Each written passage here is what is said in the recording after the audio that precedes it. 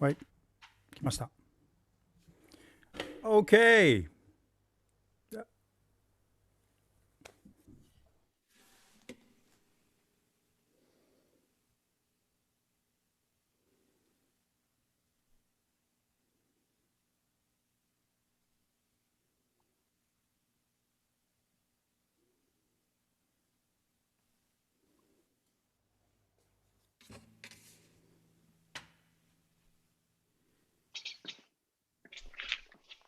Go on, Andy.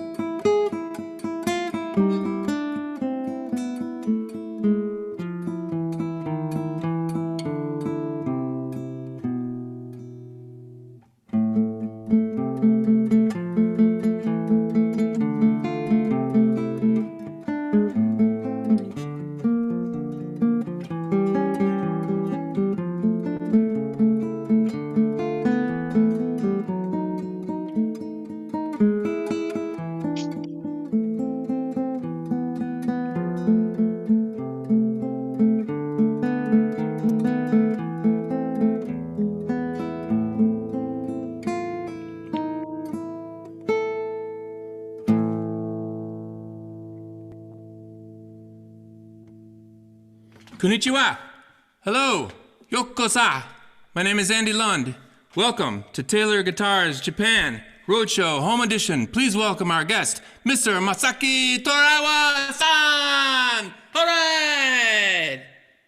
ありがとうございます。イントロで演奏してくれた、アンディ・ランドさんにもう一度大きな拍手ありがとうございます。イェイ、サンディエゴから。ありがとう。Thanks, Andy. Are you hearing me? Okay. I'm doing well. How you doing, man? Good, good. Sorry for the technical problem at the beginning. 最初すいません。ちょっと、中継のですね、ネットワークがなかなかつながらず、10分ほど押してスタートになりました。改めて、テイラーロードショーホームエディションへようこそおいでくださいました。今日はホストを務めさせていただきます。プロダクトスペシャリストの虎岩正樹です。よろしくお願いします。はい。今日はですね、先週は、新宿のロックインにあるテイラールームからお届けしたんですけども、今日は初台にある、アーティストリレーションシップをですね、テイラーのアーティストリレーションシップをやっている、アーティストラウンジから、にお邪魔して、お届けをしています。普段ですね、このロードショーというイベントは、年間に多い時で40本ぐらいやっていて、今日で163回目ぐらいなのかな、162回目か3回目のロードショーになりました。ここをですね、2月の終わりに最後にリアルのやって以来は全てオンラインでやってはいるんですけども、なかなかですねリアルで、できないことをせっかくなんでやっていこうかということで、新しい企画をいろいろ考えて上で、ここ数回やってきました。で、実際にですね僕たちもネットでこうやっていく中でやっぱり見えてきたことっていうのは、もちろんお客様の方から、ロードショーになかなかやっぱりこう都合が合わずに行けなかったとか、結構やっぱり大きな町しか回れてなくて、地方にお住まいの方から、やっと見れたみたいな嬉しいメールもいただいていく中で、非常にですね、本当に日本全国の、アーティストさんとつながって演奏してもらえるっていうのが一つ、それから、いろいろ世界中にいる、テイラー関係の方に実際に出てもらうということもできるだろうということで、ここ数回はですね海外のゲストの方もつないでということで、お願いしました。でそんな中でですね、ダメ元でなんだろうボブ・テイラーにお願いしてみようかなと思って、僕2週間ぐらい前にメールを打ったんですね。で日本でこういうことやってるからぜひ出てくれないかなっていうふうなことをお願いしたらですね、二つ返事でいいよっていうふうにメールをいただいて、いきなりボブ・テイラーとつながったということで、これはまさに、今の時代じゃないとできないことだなということで、急遽ですね、今回、ボブがゲストに出てくれることになりました。で今からご紹介しますけども、僕が、ロードショーでいつも、必ずイントロでお話しすることで、そもそもテイラーというギターメーカーがどういうふうにスタートしたのかという時に、ボブ・テイラーが19歳の時に始めた、ギターメーカーであるというお話をさせてもらってます。そしてもう一つ僕よく話するんですけども、創始者が現役で、今、売上シェアともにナンバーワンのギターメーカーであるという部分だけでもテイラーはすでに他のメーカーとは被らないということを僕はよく話をするんですね。で、ある意味この業界で、そのトップのシェアを今走っているアコースティックギターメーカーの始めたその張本人とお話ができるというのはなかなかこれはないチャンスじゃないかなと思いまして、今日はですね、僕の方も聞きたいこと個人的にいっぱいあるんですけども、後半の方は、今これを、ご視聴していただいているお客様の方からですね、もし質問とかもあれば、Q&A の時間も取りたいと思ってますので、ご期待ください。それではご紹介します。Okay, without further ado, well, it was a quite long introduction, but I'd like to introduce one and only Mr. Bob Taylor. Right. Yes. Hey. Yes. Masaki, Hi, Bob. Andy, how are you guys? I'm good. I'm good. Sorry for the delay. It's just it's a whole new thing for us. It's just it takes a bit of time to learn, but sorry for making you waiting. No problem. I don't have to do anything hard. You guys have to do all the hard part. I just have to wait. 今ねいろいろちょっと問題があって遅れちゃったこと謝ったんですけども、自分はもうあと起きてるだけだから結構大変なのはお前ら2人だから大丈夫だっていうふうに許してもらいましたが、Let me I've got a few things that I wanted to ask you, but before I start the questions, it's just I like to give you like a background of what I do here in Japan, and I often talk about not only about the Taylor guitars, but how you started the company, and I thought this is a good chance to clear all the myth, if you like, so some of the stories that goes around, and ask from Bob himself, and one thing that I talk often is how you started the company when you were 19, and the fact that the music scene in America wasn't really that great for acoustic music, and so there are all people always ask me the question of why you started the company when you're so young, and not getting a real job, but actually starting your own business that early. So I think I want to start the question from a very beginning of how you started Taylor, if you don't mind. Okay. Yeah. Are you ready for me to tell the story? Yes. まずは僕がよく話している19歳の時にボブが始めたという話がですね、本人がどういうふうに、本当に思って始めたのかって話を僕ずっと聞きたかったので、そこから今日は質問をスタートしたいと思います。Yes. Okay, so when I was young, 10 years old, I bought a guitar from the kid across the street, and I started learning how to play my first chords. And I don't think I was more than 10 or 11 years old at the time. まずですね、自分が10歳とか11歳の時に、初めてそのギターを買ったんですね。で、that was the first guitar?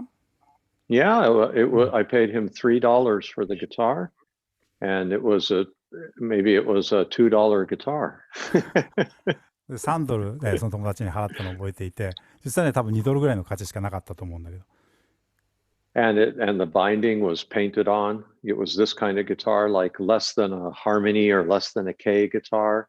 You know, it's a department store guitar, and so it was chipped, and I would play it for a day, and then I would paint on it for a day, and I was always trying to improve it a little bit.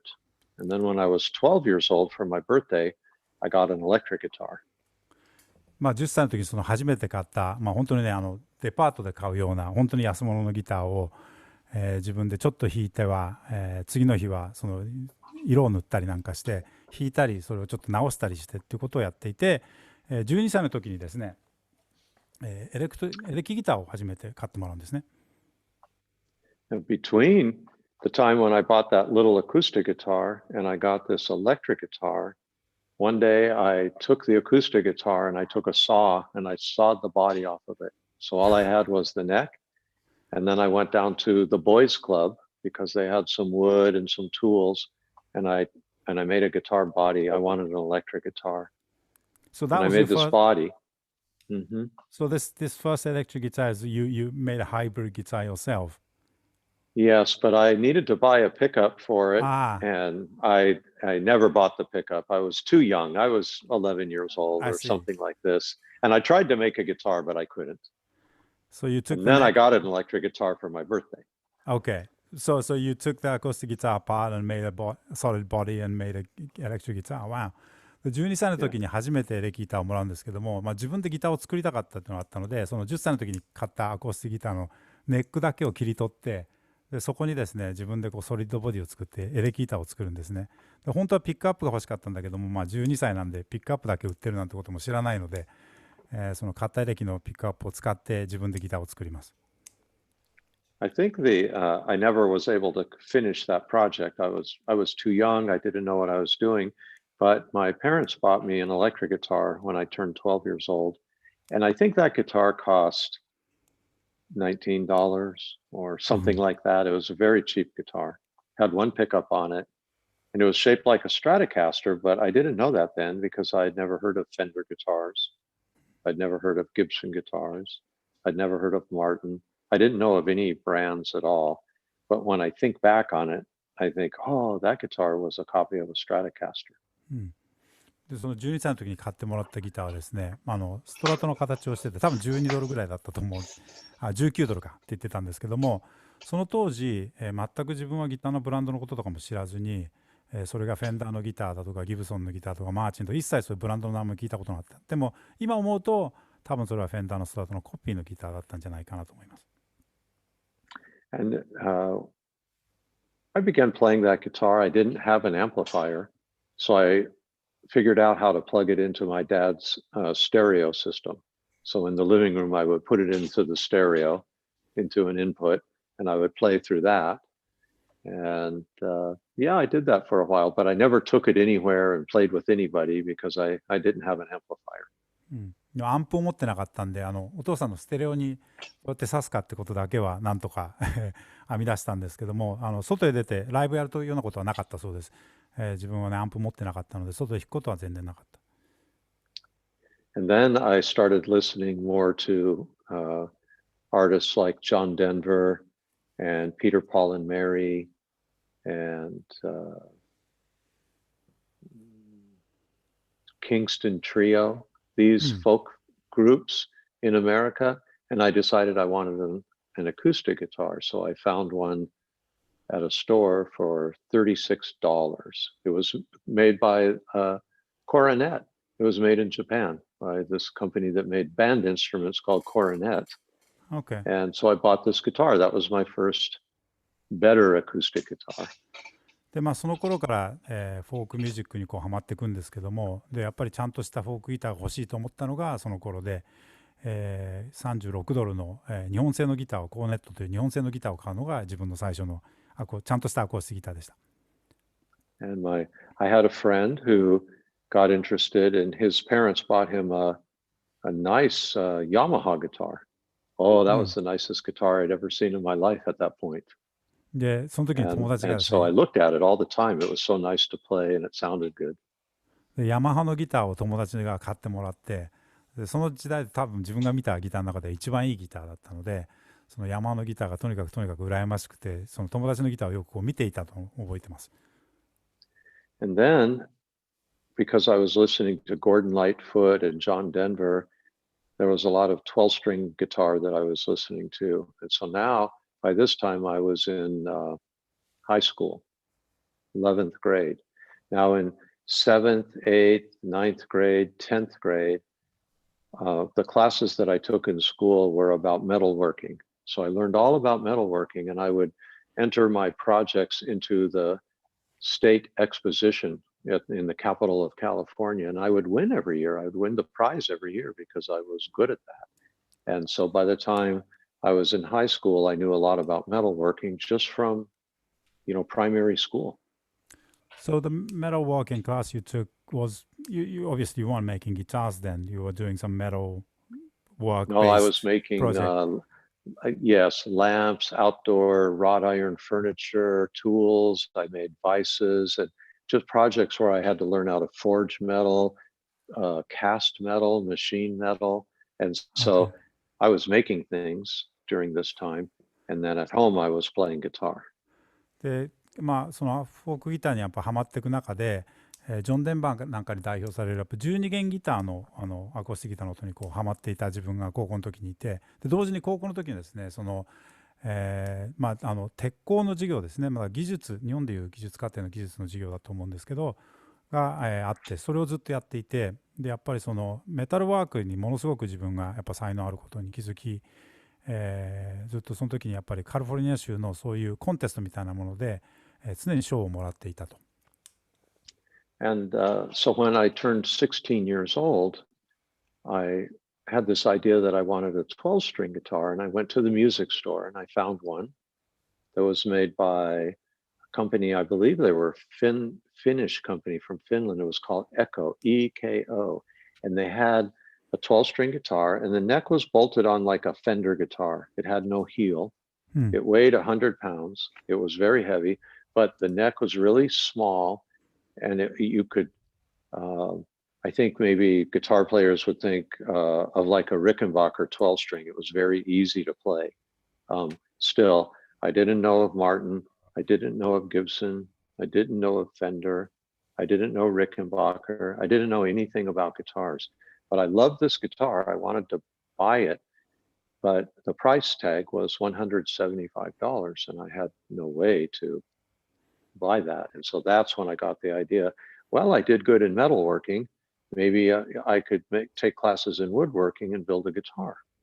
でその時にですね、多分フィンランドのブランドだと思うんだけど、エコーっていうブランドの、12弦ギターをお店で見つけてですね、で結構その時も自分でギターを弾いてたんですけども、その時もまだ自分はそのギターのこと全然無知で、フェンダーも知らなかったし、ギブソンも知らなかったし、マーチも知らなかったし、でただこの12弦ギターが欲しいっていう自分がいて、でそのネックがですね、フェンダーみたいにこうボルトのネックだったそうですね。だからすごくこう弾きやすかったことを覚えてるんだけど、$175のプライスタグがついていて、とてもじゃないけどこれは自分では買えないと。でその時に自分はメタルワークの授業ですごくいい成績を残してたから、ひょっとしたらギターが自分で作れるんじゃないかと、その時に思い立ったのは16歳7歳の時で、じゃあウッドワークの授業を取ることによって、その今度は木工を習うことによってギターが作れるんじゃないかというふうに思ったそうです。Now this coronet guitar that I was playing, I didn't realize it at the time, but it was a copy. It was made in Japan, and it was a copy of a Gibson Hummingbird. And again, I didn't know that then, but the peghead had the Gibson shape, and it had a hummingbird on the pickguard. But my friend's Yamaha was a nicer guitar by a lot. It was a much nicer guitar. His was easy to play. And so I looked at those two guitars, and then I found a book that was about classical guitar construction, written by a man named Irving Sloan.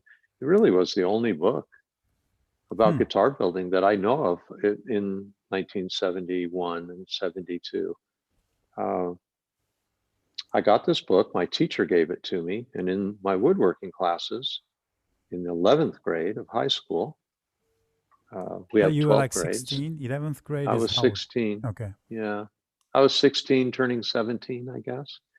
And I drew the shape of the Yamaha body. I drew the peg head of the coronet guitar, which was a copy of a Gibson guitar. But again, I didn't know Gibson. And I looked at this book of how to build a classical guitar, right? And so it was a real mix. It was a hodgepodge of ideas. And I had to make some tools, but I knew how to do the metalworking. So I went over to the metal shop and built a bending iron and some metal tools that I needed. And I made a truss rod.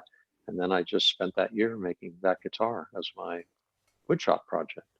でその時にやっぱり自分がギターのことをよく知らなかったっていうバックグラウンドもあるんですけども、自分が持ってるその日本製のコーネットというギターは今思うとギブソンのハミングバードのコピーだったと。だからヘッドストックもギブソンっぽかったし、でも友達の山のギターの方が圧倒的に品質のクオリティが高かったから、その2本をやっぱり参考にして、でその時に、クラシックギターの作り方っていうのを本を手に入れるんですね。でその当時それしか多分ギター作りのマニュアルの本はなかったんじゃないかと。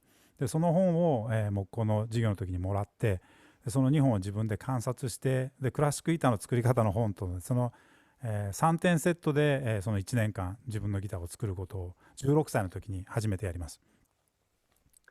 Well, I learned the basics. The guitar was a disaster, really, but actually it was my greatest accomplishment in my life because Is it true that your first guitar you smashed it, you didn't like it, so that it doesn't exist? Well, later when I started making guitars and selling them to people, it might be like a musician's or a film star's first movie. They don't want anybody to see it, right? And so I was embarrassed about it, and I had no use for it.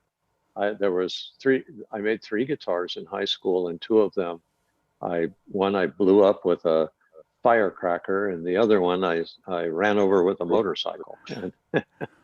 And the other one survived because somebody else had it for a while, and I wasn't able to destroy it. And they gave it back to me when I was older and smarter. And that one you've seen, it's in the lobby of Taylor. Right. 最初に作ったギターは本人がもう壊しちゃったっていう噂がテーラーの中でもあって、それ本当かどうか聞いたんですけども、まあ後々それがこう自分がねそのキャリアとしてギターを作るようになってから、最初に作ったギターはあまりにもひどかったので、どうしてもそれを見られるのが恥ずかしいと思って、それで自分の最初に作ったギターと2本目に作ったギター、1本目は中にこう花火を詰めて爆発させて、2本目はオートバイで弾いたというで今思うと取っとけばよかったと思ってるんですけども、で3本目のギターは誰か友達にあげちゃってたんで、その人がずっとキープしててくれたんで、ちゃんと残っていて、今はミュージアムに飾ってあるそうです。Let me ask you, kind of redirect the question a little bit, because I think your start as a teenager, that you were into music and you realized you were good with the hands and you made your guitar, which as a story, I think it does exist in different parts of the world where kids get into music and they discover they're good with hands. But I think the fascinating story is that you said you were 16 when you made your first guitar, but at age 19 you already decided to start your own business. So that doesn't happen that often. I think.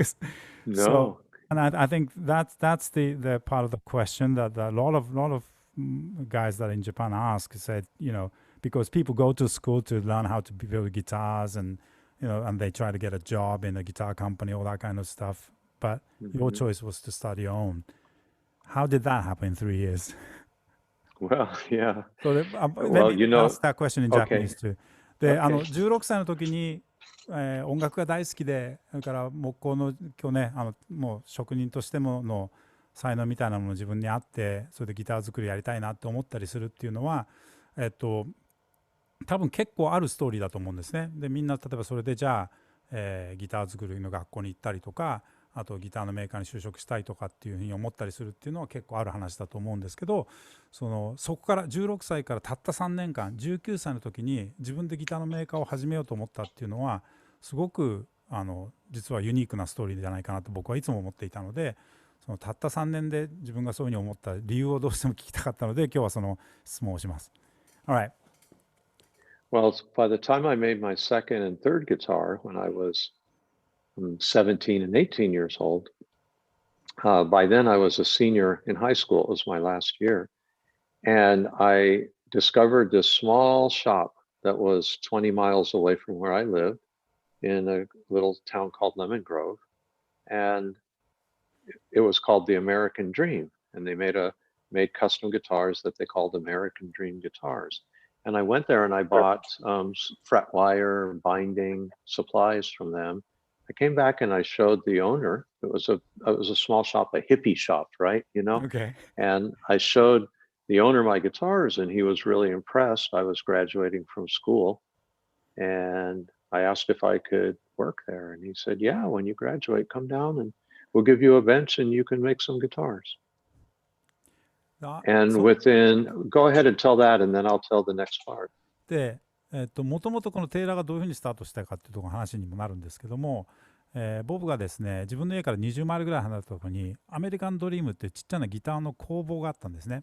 でそこでよくギターのリペアなんかもしてたんですけど、そのボブはそこによくそのパーツを買いに行ってた。だからフレットを買ったりとか、そういう自分のギターを作るためにそこでパーツを買ってたんだけども、そこのオーナーにですね、自分が高校の時に作ってたギターを見せに行ったんですね。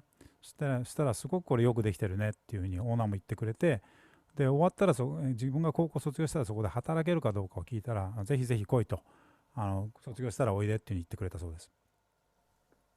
And so I started working there in September of 1973. I graduated from high school in June of 1973. And so I had a summer. Then September came and I started working.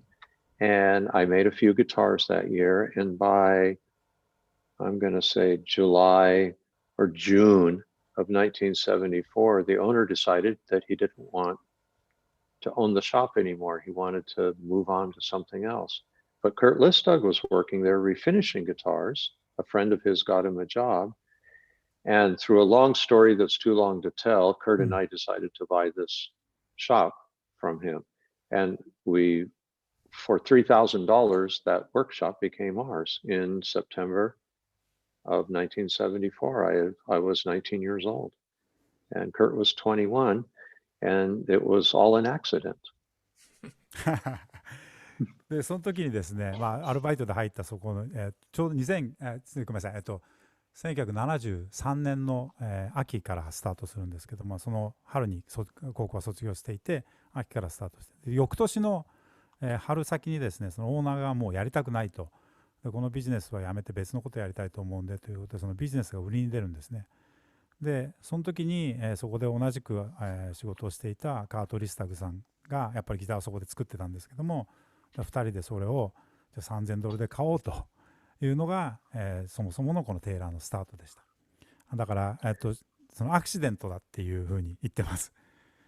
Yeah. And you know, I have to say that still at that point, I didn't know anything about other people's guitars, Martins, Gibsons, Guilds, Fenders. I didn't know anything about that because the owner of the American Dream he was a lot like me. The guitars that he made were his own. And so it's the American Dream guitar that started the Taylor guitar, right? It was his ideas that I then began to refine and alter that turned into the early Taylor guitars. And so I never studied the great guitars that were out there. And that's the reason why the guitars behind you, Masaki, have their own shapes, their own sound, their own trade dress. We never copied those guitars. We never copied the great guitars out there because we started out not knowing anything about those guitars. でその当時、始めた当時も自分はまだ、タメーカーさんのギターのことを全く知らずに始めていて、でそのアメリカンドリームズという自分たちが買収したその小さな工房で作っていたギターは、その前のオーナーも同じようなポリシーで、あまり他のギターの真似をしないというか、自分たちのギターを作るんだってことでやってた。だからそのアメリカンドリームズで自分たちが作ってたギターが今のテイラーのやっぱり前身であって、今僕の後ろに並んでるこの最新のギターでもテイラーがオリジナルシェイプにこだわったり、オリジナルのデザインにこだわったりするのは、その当時そのスタートした時から全くポリシーは変わってないと。That actually led to my next question, and this wasn't planned. And, Okay. because you said something, two things that you often repeat, and one thing is that you always talk about the fact that you didn't know much about guitar, and you whether that was intentional, I don't know, but that became your pursuit for originality. I think Taylor's very much focused on being original, but that at the very beginning you said you didn't really know much about it. Was there a time that you were curious though, that like you said, I need to know about the best-selling guitar, Martin or Gibson or Fender, I need to study those, or how did you keep that good kind of ignorance in your life all the way through, so that you don't get trapped by knowing other things that are happening around you, because obviously that's still intact inside you. Your pursuit for originality is still very strong. Well, I will say that I learned about Martin guitars, but I never cared to learn about their tone or why they were a revered guitar. I bought a Martin guitar, a D18, because what inspired me about that guitar wasn't its shape or its tone, but the high level of craftsmanship. So my guitars were very, very crude. If you looked inside, they weren't clean. When you looked outside, they weren't clean. I was trying my best to make a guitar that had high level of craftsmanship. And I saw at that time that the Martin guitar was a very high level of craftsmanship. So I would look inside that guitar and go, one day I'm going to make a guitar that's that nice inside. But I never tried to copy the design. I just tried to copy the quality of work. And to this day, if you ask me about old Gibsons, old Martins, I can't tell you very much about it, which I'm going to jump way ahead now and just make one comment. Yeah. Which is one reason why when I was searching for Andy, I didn't know Andy, but when I was searching for him, for this person that ended up being Andy, that I thought the person that takes over for me really should know all of those things that I didn't know. And of course, Andy does know all of that. He studied those things. 僕が聞きたかったのは、今最初のねボブの話にも何回か出てきたんですけど、僕はそのギターのことはあんまり知らなかったっていう話がよく出てくるんですけど、例えばやっぱり自分がまだその勉強してる時、自分がまだこれからだっていう時に、どうしてもやっぱりその今世の中に出てるものを知りたい、もしくは知らないといけないんじゃないかっていうような恐怖心がなかったのか、で逆にそういうことを知らないからこそ、自分のオリジナリティみたいなものにこだわる姿勢みたいなものができたんじゃないかっていう質問をしました。で、確かに、僕もいずれそのマーチンを買ったこともあるし、それをちゃんと勉強もしたと。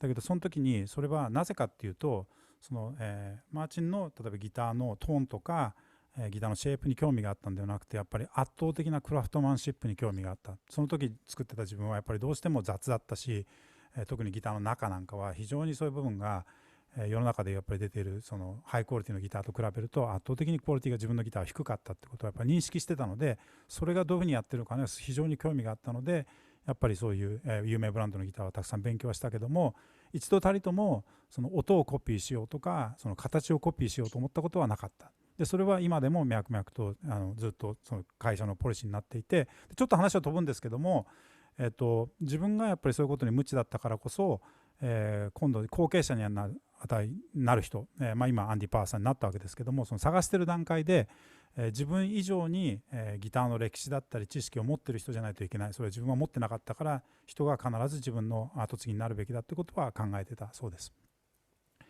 I will say, I think I should add that if you think of the story that I've been telling, the reason that I made my first guitar was because I saw a guitar that was a 12 string that was very easy to play. Okay. And this was my pursuit when I started making guitars. My first guitars were easy to play because I had that memory of going into a store and playing this 12 string that was easy. And I picked up other 12 strings later and they were very hard, difficult to play. And so when I made my first guitars, they were easy to play. And then my tone developed a little bit at a time. I continued to change the tone of my guitar to suit my own ear. Right. And I was chasing pleasing myself in both the playability and the quality of sound. And that's how the Taylor guitar came to be. So the playability was always a priority for you. From the very first guitar, yeah. 一番最初にやっぱりもう一つここで皆さんに補足しておきたいのは、一番最初にやっぱ作った12弦のギターっていうのは、そもそもお店で弾いたその12弦ギターがすごく弾きやすかったから、自分で弾きやすいギターを作りたいと思ったのがそもそものきっかけで、ギターのトーンに関してはその自分の好みの音に対してどういう、それにだんだん近づけていくってことを徐々にやっていったそうです。ですからテイラーのそもそものスタートはとにかく弾きやすいギターをより弾きやすいギターを作りたいということがやっぱ最初のきっかけとしてあって、それはずっと変わっていない。だからトーンに関しては、自分の好みにトーンになるようにこう徐々に改良はしていったけども、弾きやすいギターということが常に大事だったというスタートだったそうです。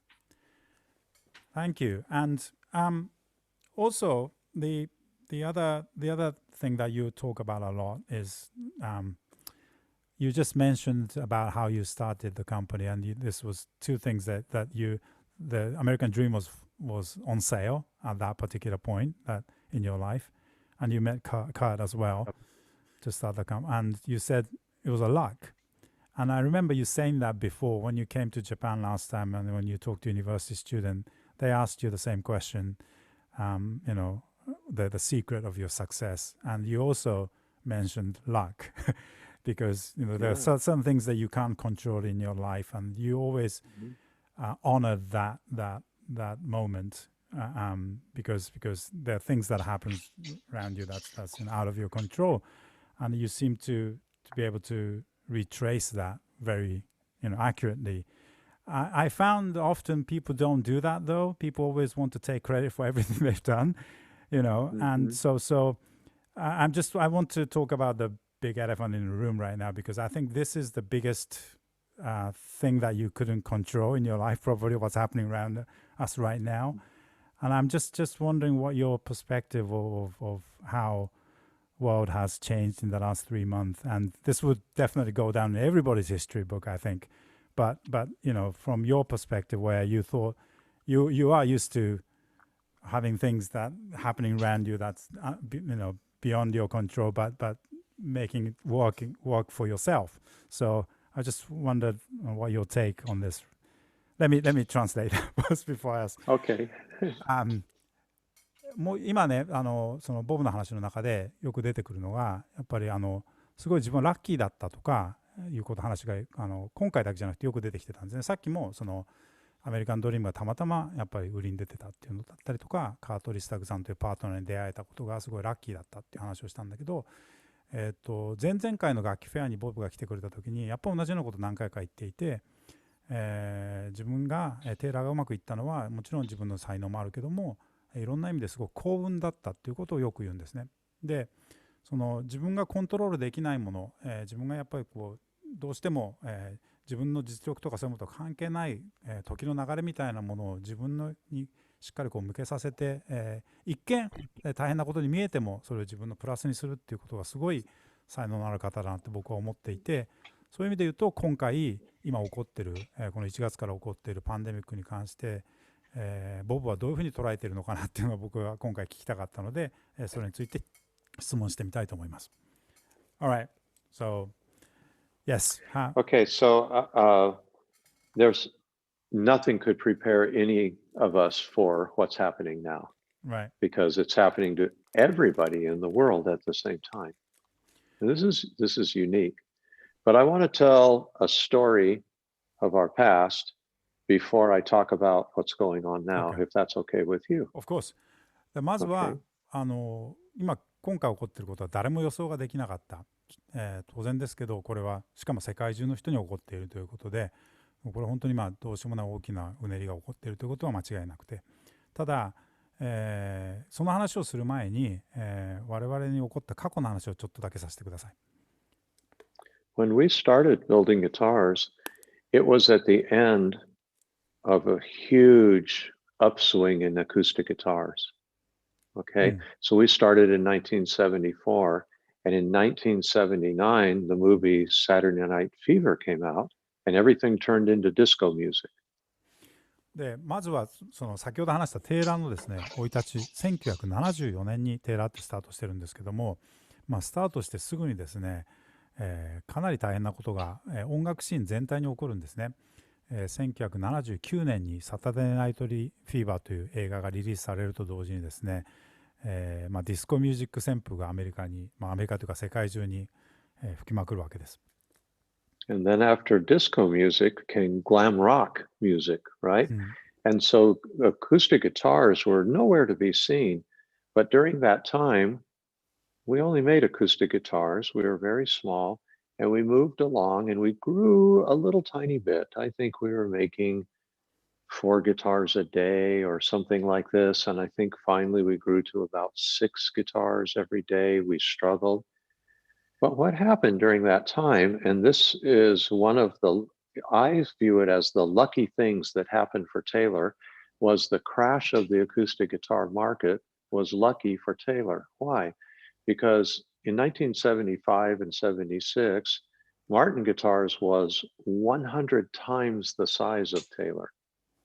And there was no way we could compete. Gibson guitars and Guild guitars were 50 times the size of Taylor. We couldn't compete. But this crash brought their company down to our size. The crash didn't hurt us. We were too small to harm, right? Right. And so when MTV Unplugged began to start, I was making almost as many guitars as they were making. And that gave me an even race, you see? Right. And there was nothing, I didn't do anything to create that. But we found our opportunity in that lucky adversity that happened to the country. Right. でその時にディスコミュージックが流行った後にグラムロックが流行るんですけども、本当にアコースティックミュージックとしては本当に大変な時期が続くわけですよね。ですから、そのテイラーがスタートした1974年75年っていうのは、マーチンもギルドもテイラーの100倍ぐらいやっぱギターを本数で作っていたし、でその当時多分1日4本ぐらいしか、テイラーはギター作れてなくて、でその当時、アコースティックギターの音楽が全く流行ってない時期もずっとアコースティックギターだけを作り続けてきたメーカーなので、その4本が6本ぐらいになったりとかっていうぐらいのレベルでの成長を少しずつしてました。ただ、そのアコースティックギター業界全体としての本当に大変な時期だったと言われるその歴史を振り返ってみたときに、それはテイラーだけでなくてもう全てのメーカーさんがやっぱりみんな苦労してたわけですよね。ですから、テイラーが少しずつ伸ばしている中で、大きなメーカーさんがガクッとギターが売れなくなる、アコースティックギターメーカーが売れなくなるということで、その皆さんのレベルがいっぺんみんなフラットになったわけですよね。ですから、小さいメーカーだったテイラーが非常にその、苦境をですね乗り越えるきっかけとなったのは、やっぱりすごく自分たちはその時ラッキーだというふうに思えたからだというふうに我々は考えています。So during those years, we worked on new models that people would like to buy, and eventually we came out with a model series we called the Artist Series guitar, and they weren't such granola woody guitars, so when the glam rock bands wanted to play acoustic a little bit, we had guitars with colors, with pickups, with really cool sort of rock and roll looks at that time. And during that exact same time, we continued to improve the factory. So part of the story of Taylor is that we innovate the guitar itself, but we also innovate how we build the guitar or the factory itself. Because if we can't make guitars with the world's best technology, we can't be the company that we are today. でやっぱその頃、ごめんなさい、さっきの部分からの、通訳の続きですけども、そのテイラーギターに関わらずアコースティックギターの音楽が戻ってくるきっかけになったのは80年代になってから、その MTV のアンプラグドという番組が始まってからなんですね。でその時に、ずっとアコギが売れない時期にテイラーは何をしていたかっていうと、新しいモデルの商品開発、それから、テイラーの工場自体のですね、技術力を上げていくということをずっとその時期にやっていたので、ちょうどその頃開発したモデルが、例えば、アーティストシリーズだったり、いろんなそういういわゆる、ロックをやってる人が弾きやすいギターっていうのをたくさんその時商品開発をしてたんですね。ですから、実際にその MTV で、ロックミュージシャンがアコギを弾く時にテイラーが圧倒的に支持されるという、ムーブメントが起こります。So we learned then that here we are, a 4-year-old company, a 5-year-old company, and the market that we chose crashed, the biggest crash that you could imagine. But rather than it put us out of business, it propelled us into business, you see, because that's how we responded. Learning that lesson in those early days helped us through the 9/11 attack on the Twin Towers in the United States when everything came to a halt in the US, and we've had recessions of 89, and we had big recession in 2008. And during those times, that's when we like to say, we want to get in for more. We want to get in for more during those times. And we always come out with that. We always come out better at the other end of that cycle. So when this hit, of course, we had no idea the extent that it was going to stop the world almost from turning. But we put on our creative hats and we created sales programs. We've got new guitars that we've created that you'll be seeing very soon. We've created new ways to operate the factory. And we just have confidence that we can come through this having developed new ways to be, that we're adaptable. And Kurt and I remember those stories, and we're very adaptable, and the Taylor staff is adaptable.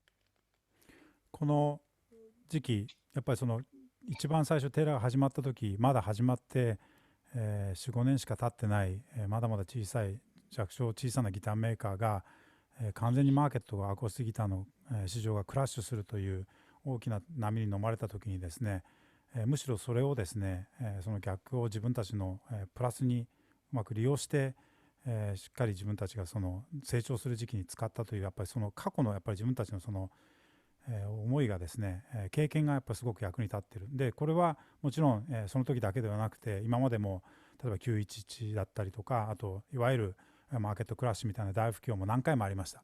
でその中で必ずその時にですね、むしろ、設備投資だったり、新商品の開発だったりみたいなことをすることによって、それ以上さらに成長した、企業として、またその、大きな波を乗り切るということを過去に経験してきたことが、今も生かされているというふうに思ってます。ですから今回もそういう意味で言うと、本当に世界がですね一瞬止まってしまうんではないかというような大きな出来事が起こったわけですけども、それに対してじゃあ今、マーケティングのチームとしては何ができるかとか、新製品の開発は何ができるのかで、これももうすぐも出ますけども、この、コロナのですね波が始まってから、もう商品開発を始めたものが、もうすぐ製品化されたり、かなりのスピードで今テイラーが動けているのもそういう過去の経験があるからだと思います。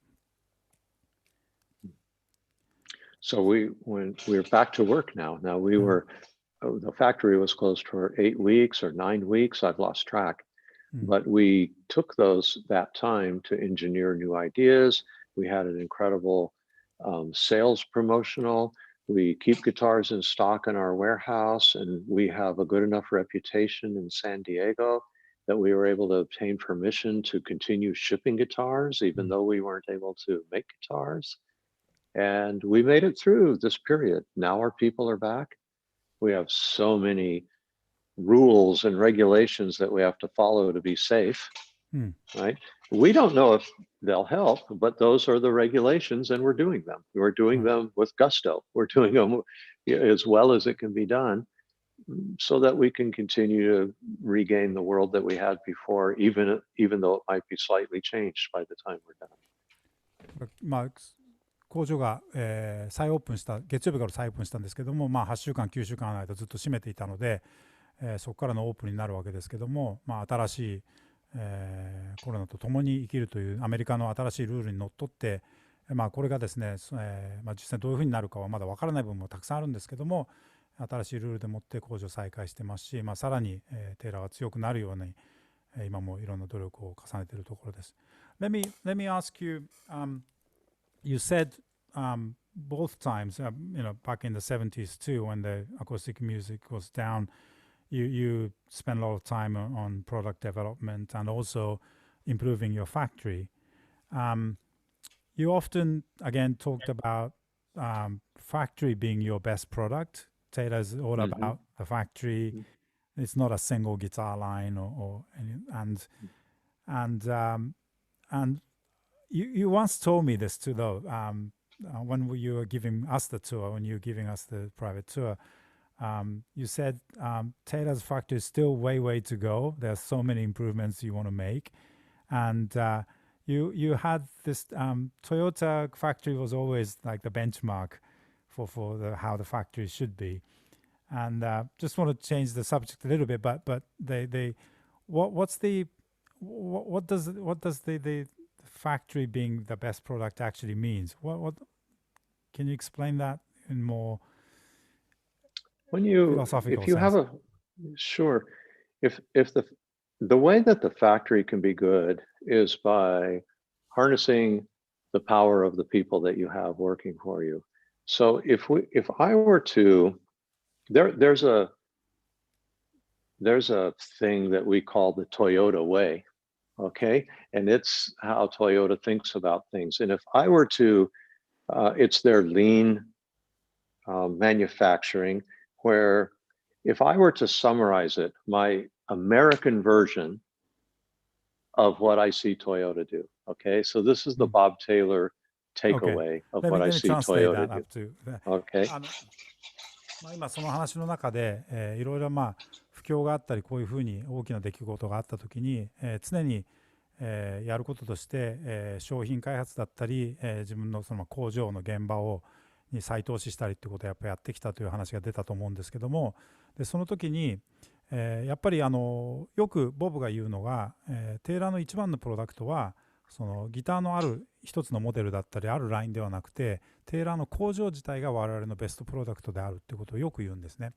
で、ボブの社長室に行くといっぱいトヨタの本があったりとかで、よく一回本人がツアーを僕を連れてってくれた時にボブが言ったんですけども、我々の工場はまだまだここから、いろいろ変えなきゃいけないことがいっぱいあって、で世界で一流の一番の工場を持ってるのは日本のトヨタだっていうことをよく言うんですね。で僕それを結構不思議があって聞いてて、やっぱ日本のその工場の在り方みたいなのが、ロールモデルになってるとしたら、ボブはそれをどういうふうに考えてるのかなっていうのを僕前から聞きたかったのでここで聞いてます。はい。で、ボブが思うそのトヨタのやり方、そのアメリカ人のボブが解釈してる、そのトヨタの良さっていうのはこういうところだっていう話をしてくれます。Alright. So your version. Now before I tell you my very distilled version, I'm going to say that I owe a lot of it to a man named Paul Akers. Paul worked for me when he was 17 and I was 23. And he worked for 1 year for me. And still to this day, we're incredible friends. But he learned this Toyota method. And he and I both have a similar way to look at things. But he's become one of the world's greatest leaders in the Toyota method. He almost has free run of the Toyota factory. He brings people from all over the world and he teaches them. So translate about Paul Akers and how I give a lot of credit to him for what I'm going to say next. Okay. まずこれから話すことはポール・エーカーさんという方がすごく大事な存在、自分にとって大事な存在だった。でこの方は17歳の時に、ポールが17歳の時に、ボブが23歳でその時にアルバイトで自分のテイラーで働いてくれた人なんだけど、その後ですねトヨタの工場のメソッドの本当第一人者になっていろんなところでそれを教えてる人になってるんですね。ですからそのポールが自分にすごくそのトヨタメソッドを教えてくれた張本人で、これから話すことはそのポールが話してくれたことだってことをまずちゃんとみんなに伝えてくれということです。So here it is. It's very simple. This is what we try to do. Identify waste and eliminate it by making small improvements every day. That's the philosophy. Identify waste and eliminate that waste by making small, small improvements every day. まずは、無駄がどこにあるのかを認識して見つけ出して、でその無駄をなくすために少しずつ毎日それを努力する、改善していく、改善ですねっていうのを毎日やるっていうのが、私のそのトヨタメソッドの解釈だ。It's that simple. And if you do that with the group together and we all have the same mind, the factory gets better. So sometimes it's amazing multi-year projects that we do that impress people. They come through and go, wow, look at this technology or this machinery. But every one of these came about from making small changes that sometimes turn into big changes. And so we have a philosophy like that. We try and keep it very simple. And every day, when someone sees the factory, like if I show you the factory, I often say, the factory you see is Taylor Guitars today. You didn't see it yesterday. You're seeing it today. And you haven't seen it tomorrow. You're seeing it today. Today, it's different than it was yesterday. And tomorrow it will be different than it is today.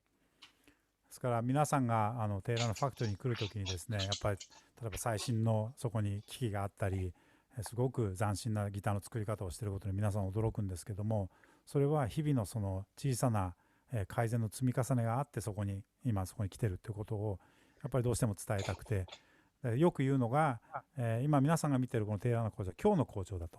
昨日の工場とは違うし、明日見る工場とも違う。たまたま今日という部分をこう切り取って見てるんだということを、ボブはよくそのツアーの最中に言うそうです。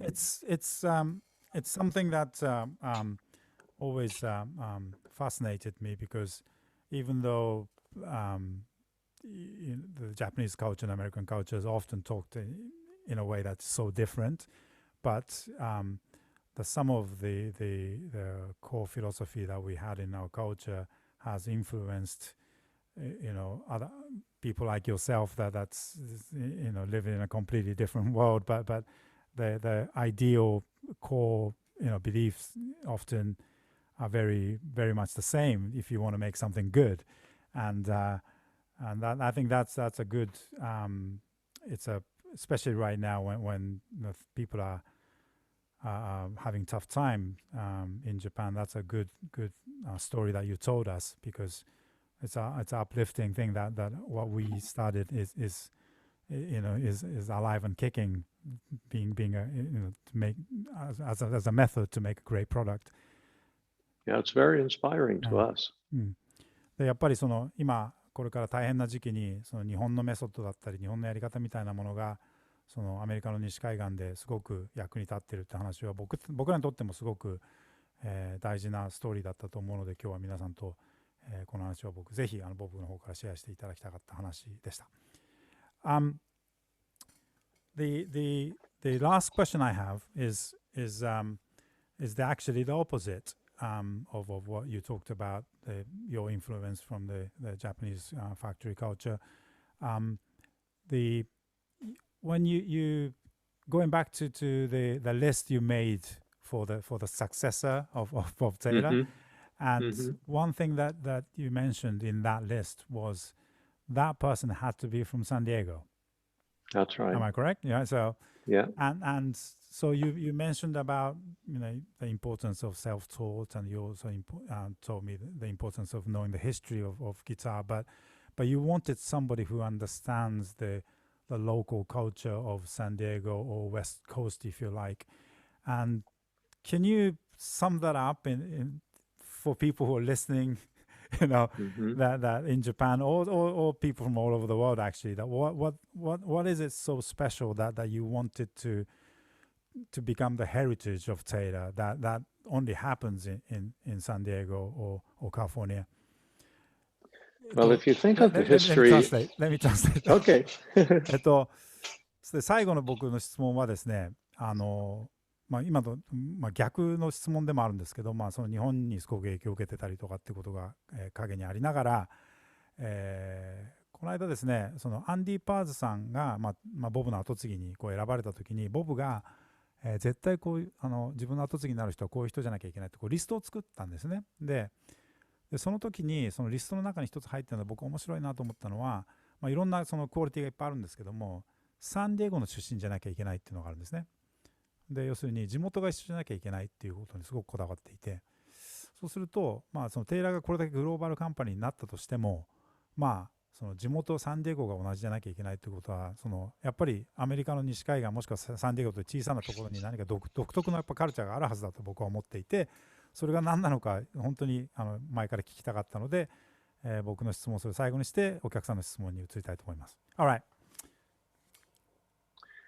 Well, maybe for our Japanese listeners, I could give just a very short historical description from my point of view of the United States. まずはその日本のオーディエンスさんに分かるように、まずはその全体像として、アメリカが今アメリカの、その地理的なそのカルチャーの違いみたいなのがどうなっているのかっていうのをちょっとだけバックグラウンドで皆さんにお話をしたいと思います。So when the United States, when the British came and landed on the east coast of the United States, this is where our country was born. And they settled there.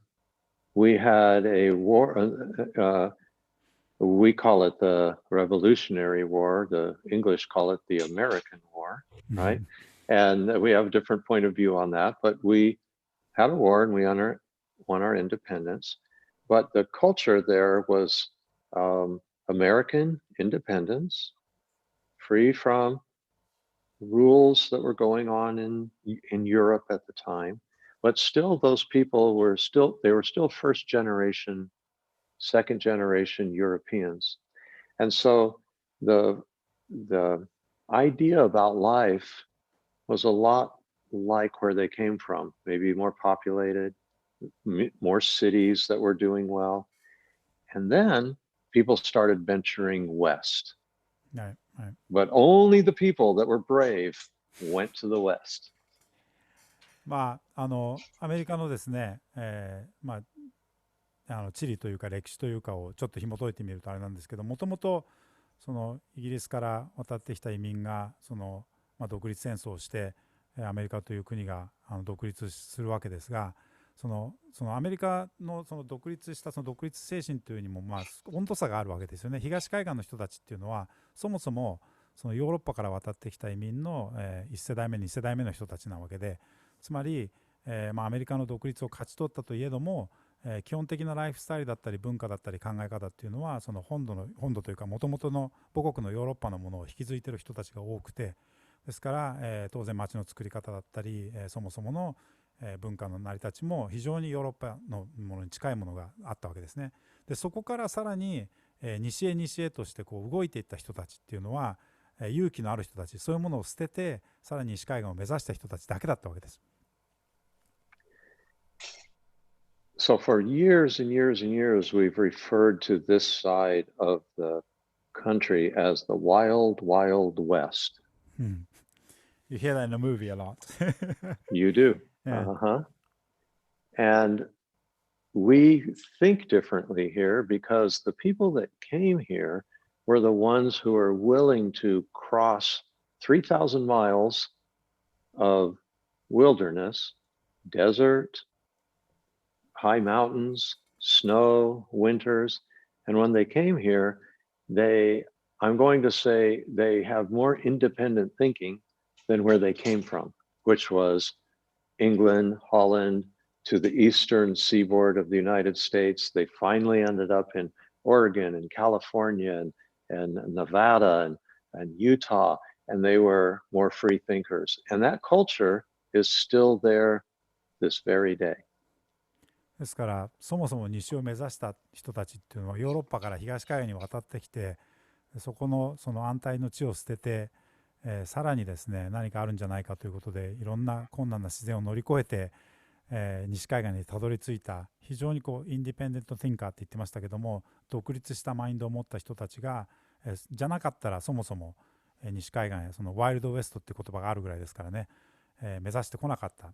ですから、西海岸に、移ってきた人たちっていうのはそもそも非常にこう独立したマインドを持っている人たちが多いということが歴史上あって、で今もその文化は脈々と、受け継がれているのが西海岸だというふうに思っています。And so when I'm thinking about Andy, the best chance that I have to find a guitar builder that thinks like me is to not only find someone that comes from the West Coast, but actually someone from San Diego, because Los Angeles and San Diego are both West Coast, but we are not the same culture. It's quite different, right? And it's not as different as we are from New York. You know, we're more similar than we are different. But it was a dream because I think that if someone was from San Diego, not only did they have that independent thinking, but I knew that they would have grown up knowing about Taylor guitars. And if they were already a guitar builder and they grew up in the town that Taylor guitars it would be like if somebody grew up in Nazareth, Pennsylvania, they would know about Martin guitars. And that would be an advantage for Martin. ですからもちろんその西海岸のそのすごくインディペンデントなマインドの文化っていうことは、例えばロサンゼルスとサンディエゴじゃまた違うと、バージョンが違う。もちろんニューヨークに比べたら似てるはいるんだけど、その中で理想としてはサンディエゴ出身の人がいいっていうのは、そもそも、ボブが育ったサンディエゴ地元にテイラーがあるわけで、自分が、育った環境にもうすでにテイラーがあったとして、自分がちっちゃい時からテイラーのことを知ってるっていうギタービルダーがもしテイラーの後継ぎになってくれれば、それはベストで、ペンシルベニアだったらマーチンがそこにあるから、もちろんマーチンのことを知ってる若いビルダーが後継ぐのがベストだし、テイラーにとってはサンディエゴの文化を知ってる人がなってくれればよかったなというふうに思ってました。Andy designs a guitar when he's at Taylor. He's comfortable at Taylor Guitars with what it is that we've done. He likes it. He has his own ideas about guitars. And when he brings designs into our product line, he blends both of those things because he's comfortable doing that. So with Andy being here, I know that he doesn't wash out the Taylor history to create the new Andy history. What he does is he improves the Taylor history by adding what he can add. Because he grew up here and Taylor's part of his history too. That's right. だからそのアンディが今やってることは、もちろんアンディはボブとは全く違ったフィロソフィーでギターを作る人だけども、今までのテイラーの歴史を洗い流して自分のアンディバージョンのテイラーを作ろうではなくて、今までのテイラーにさらにそれを色をつけるようにして自分のアイデアをそこに持ってくることができている。それはなぜかっていうと、テイラーのヒストリーはアンディも地元のサンディエゴのヒストリーでもあるから、自分にとってのヒストリーでもあるということをやっぱシェアできているのが、その地元が一緒だっていうことの非常に大きな利点なんじゃないかなと思います。Well, thank you, Bob. That's a lot of actually questions I wanted to ask when I'm talking in roadshows, and so it was very selfish of mine to clear all the question marks I had in my head. But so if you don't mind spending a few more minutes to take some of the questions from audience, is that okay? Absolutely. Let's Okay. do rapid fire Ask Bob. Yes, okay. じゃあここでですね、せっかくなので、今見ていただいているお客さんの方からですね、質問があると思うので、Ask Bob セクションをですね、ここでリアルタイムでやろうと思います。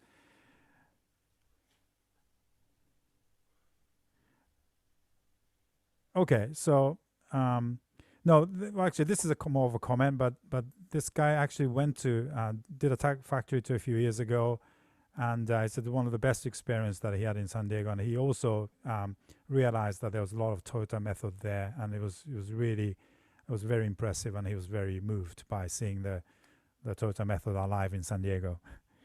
Oh, great! I'm glad that he recognized it. That makes me feel like we're doing well.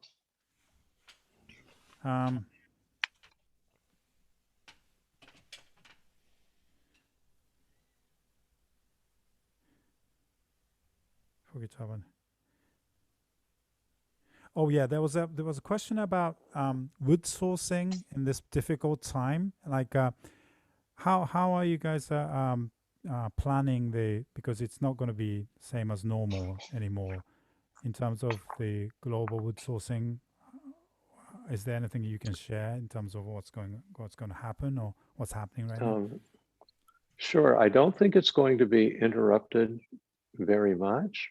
And the reason is because everybody who's supplying us with wood, they want to get back to work too. So for example, where our spruce and maple comes from, they keep logs in their yard, maybe a year's worth, maybe 2 years worth. And so they have a lot of breathing room. Okay. When you really get down to wood, you have to work way, way, way ahead. So we have months or years worth of wood in Taylor Guitar Factory. Let's say, for example, if we buy mahogany from Guatemala, they've already bought, they only cut one time a year. There's a season where they cut, and that wood is already cut right now. Oh, okay. And they'll start processing it for us. So the lead time is so long that it doesn't seem to be interrupted like something where there's a short lead time where someone's manufacturing it.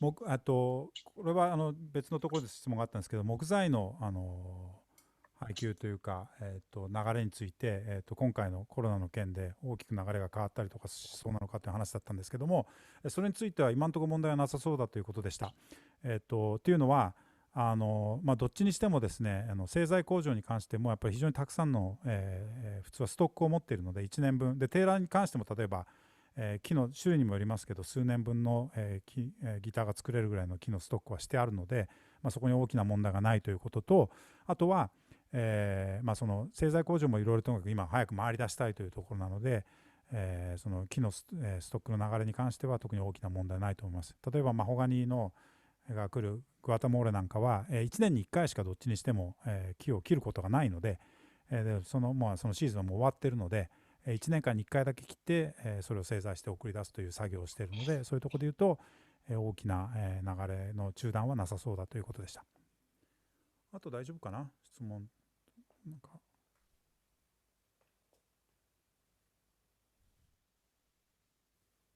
Okay, San Diego's good.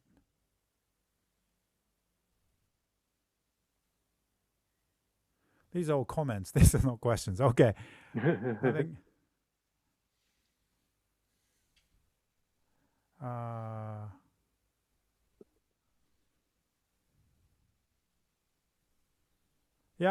I think, yeah, I think, yeah. Okay. So, I have a question. Yes, okay. Here's Andy. We were all super happy to be back to work. The factory was closed for probably to Bob seems like forever, because it certainly feels like forever to me and a lot of my coworkers.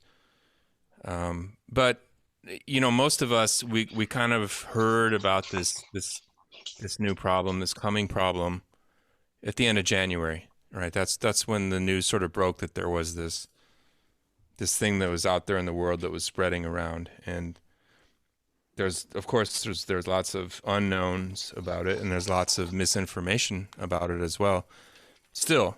But I'm kind of wondering, at what point did Bob and the leadership of the company start to take action and start to think about what might happen and what they needed to do? Like when did you guys start to figure out, when did you start to think about what the new sort of way would need to be?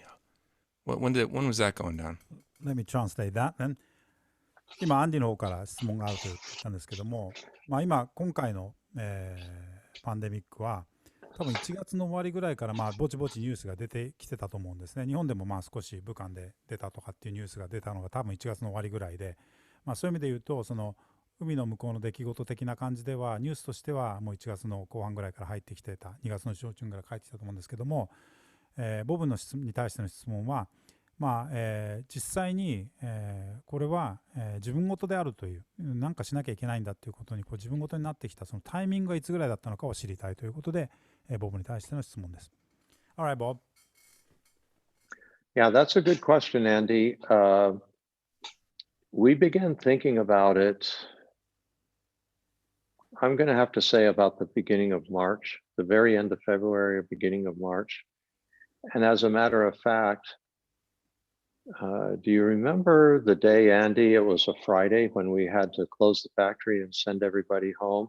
That was also the Friday that we already sent everybody home automatically to be able to initiate the California Workshare program. So Masaki, there's a program that we have in California that if your business is off, instead of laying people off, like maybe you lay off 40% of your crew and the others work full time, you don't lay anybody off, and then everybody works a little bit less, but the state makes up the salary that they're missing. So on the day that we closed, we had already initiated that because we knew something was coming. That's first part of an answer. Okay. ですから、それすごくいい質問で、多分テイラーとして、大きくアクションを取り出したのは3月の上旬ぐらいだったんじゃないか。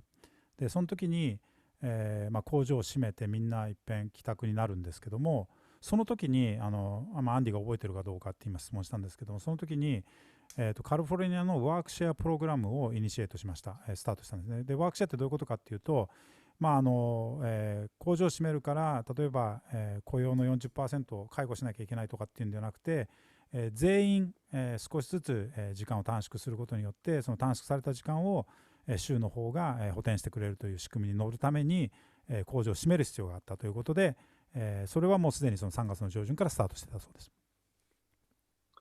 So that day came and we didn't come back to work until last Monday. And that was 2 months ago.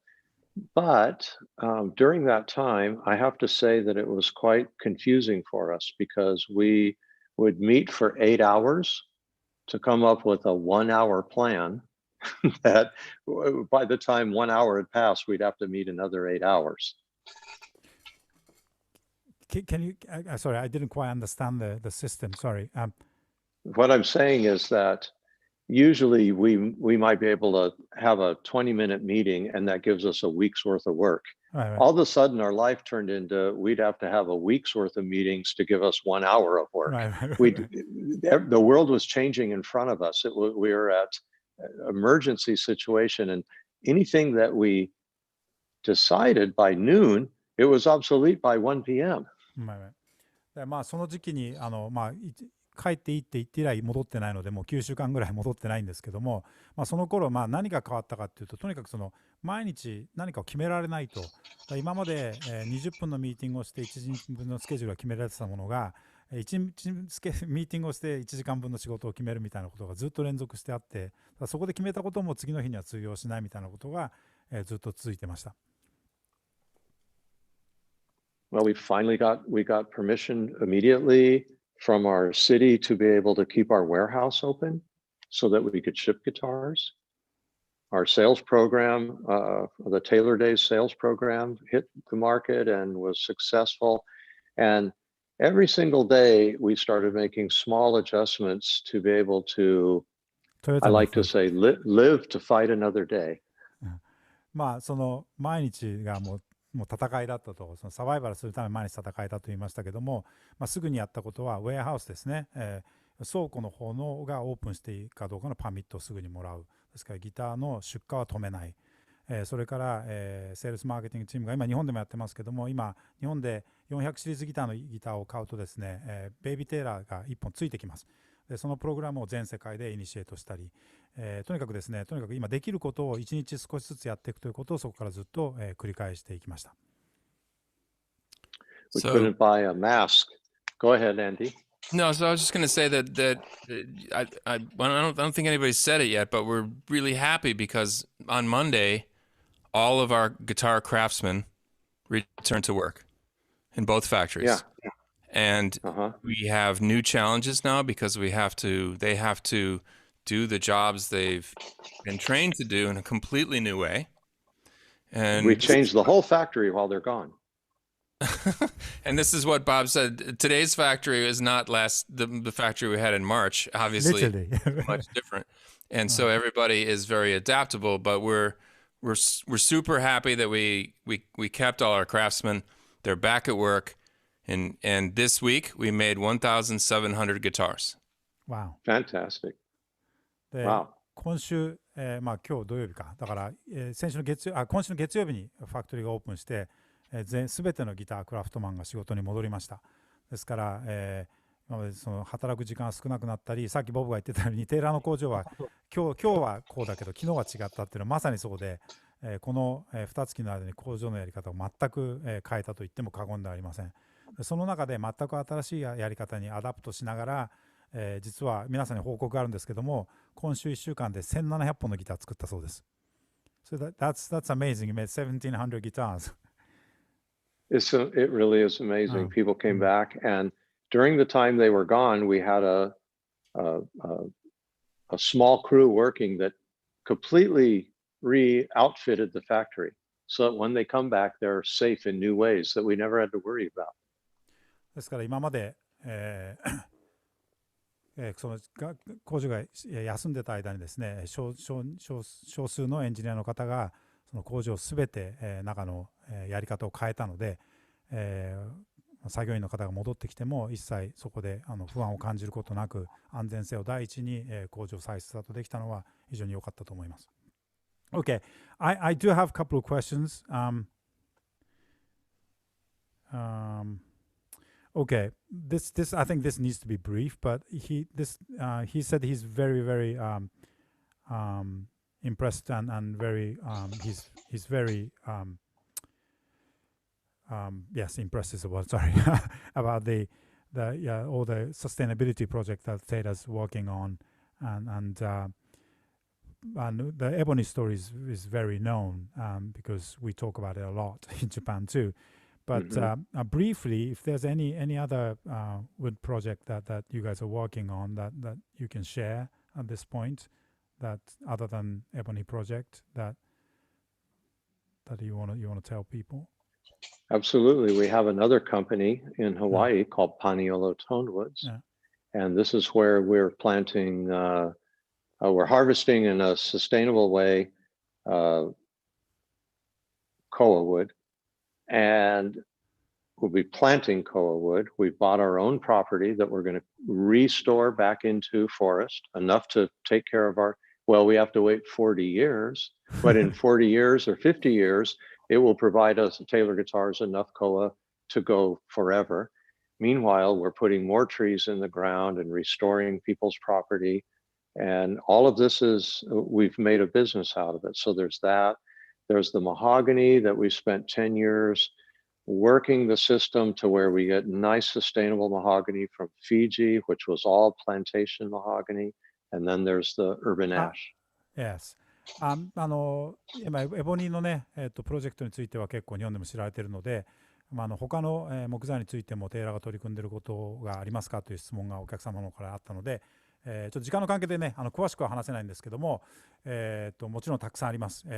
コアがそのうちの一つで、かなりですね、広大な土地を、ボブは、ハワイで購入して、所有してます。で、そこをすべて、森林に戻すということで、今大量の、コアを、植えてます。で、40年ぐらいかかるプロジェクトなんですけども、40年後には、テイラーだけではなくて、いろんなギターのメーカーがコアでギターを作るのに困らないぐらいの、コアのですね、植林をそこで始めているというのが、ハワイでやってる一番大きなプロジェクトの一つですね。それから、マホガニ、フィジーから取れるマホガニなんですけども、これもずっともともとプランテーションがあった上での、マホガニだったものを、さらにそこで、サステナビリティをちゃんと考えた、マホガニを育てるというプロジェクトが、フィジーでも始まっています。それから、今度のですね、新しいギター、ちょっとあれ持ってきて。はい、here you go. I've got the guitar here. So, で、今最新のプロジェクトはですね、このアーバンアッシュという、木を使った木なんですけども、これが、ギターの、材についてのプロジェクトでは最新のプロジェクトですね、アーバンアッシュ。I think we'll talk about Arban. I did talk about Arban actually in the previous roadshow. So and maybe the Wood and Steel is coming out, so we'll leave that there. So, Yeah, exactly. でアーバンアッシュに関しては、僕が2回ぐらい前にやったロードショーで、きっちり話をしているのと、それから、もうすぐ出る日本語版のウッド&スティールにも書いてありますので、そちらの方をぜひご覧くださいということで。Okay, so I like to introduce a young artist here, and Bob, I want you to take a look at this picture.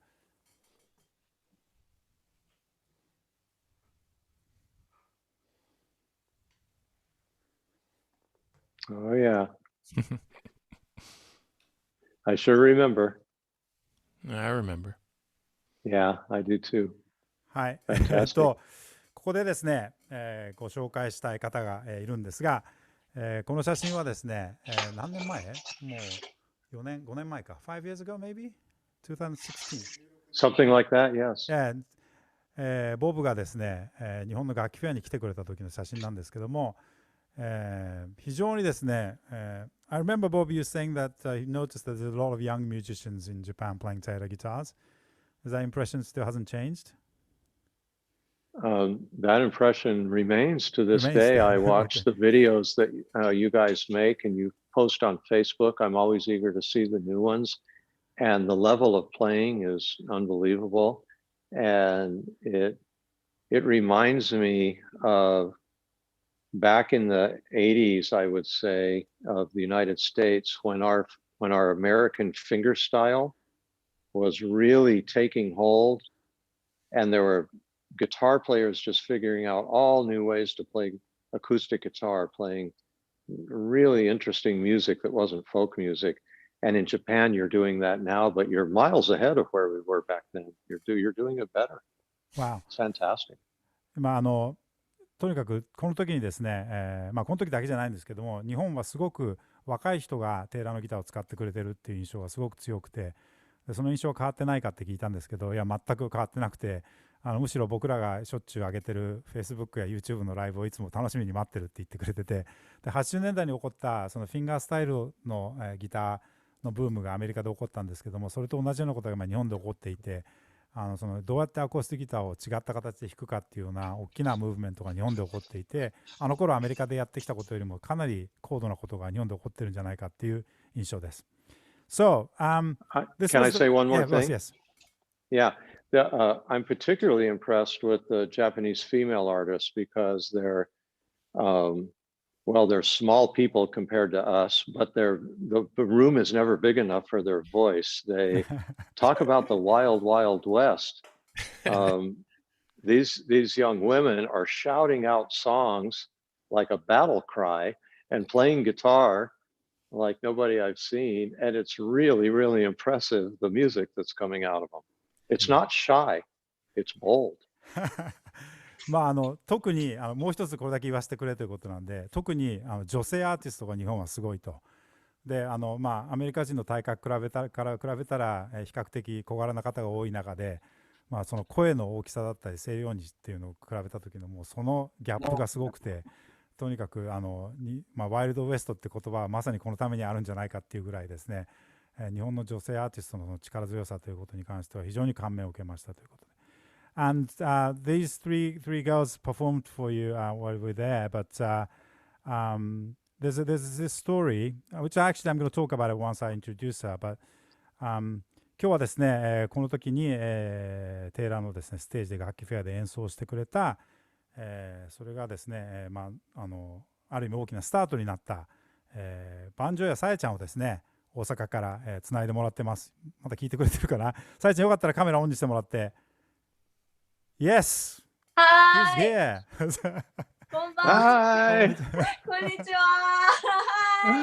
Hi. Hello. So Yeah. good to see you. さやちゃんね、はい。さやちゃんこの時に演奏してくれたんだよね、楽器フェアでね。はい。そうなんですよ。2016年。ねえ。はい。それこの時の話していい？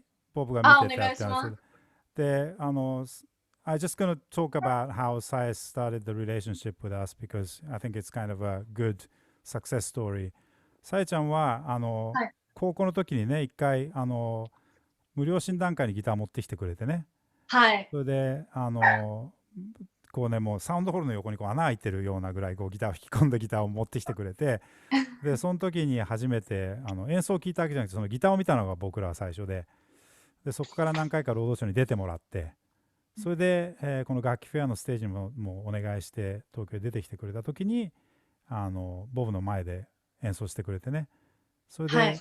この時のでもステージがきっかけになってメジャーのあれちょっと待ってね、電気消しちゃった。高橋さん暗くなっちゃった。大丈夫。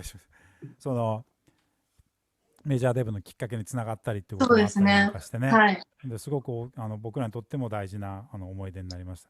I just want to give you a little background, Bob. Saya performed this stage, and this was the stage that she got the contract with a major label.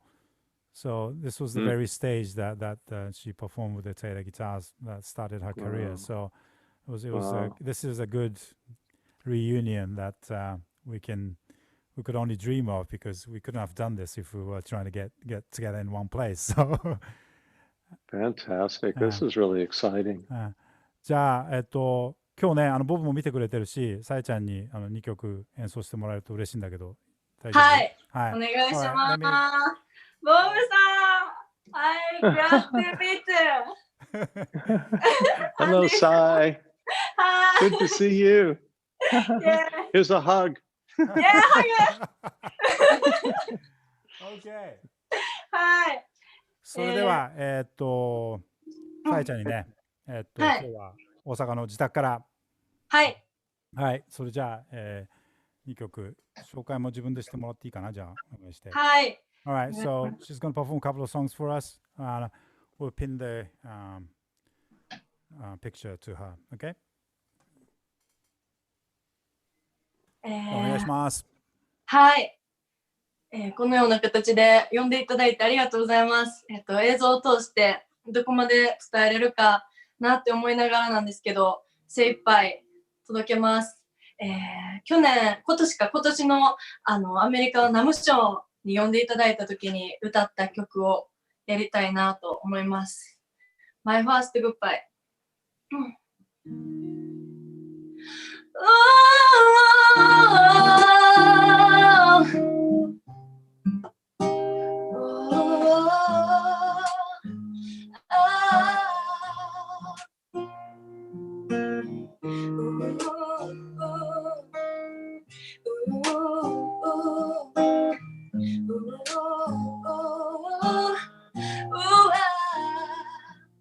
初めて繋いだ手を話すのも初めてで、駅のざっと後ろ姿、振り返りもせずに会うことはもうないね。簡単に他人になるんだね。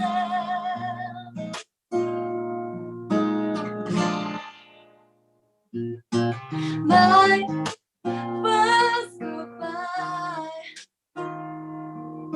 to my first love。 あなたはいなくならないって私を変えてくれた人とない初恋にさよなら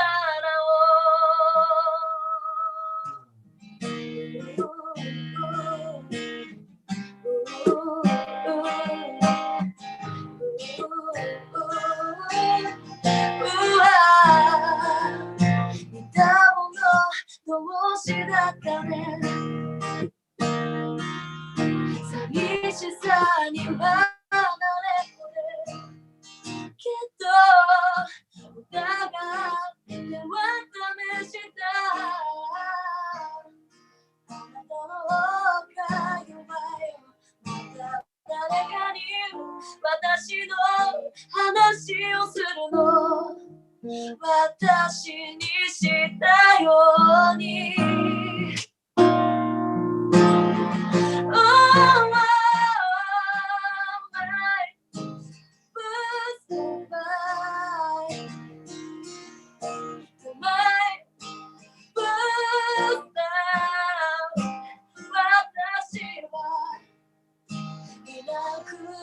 ならないで嘘つきになっちゃったよ。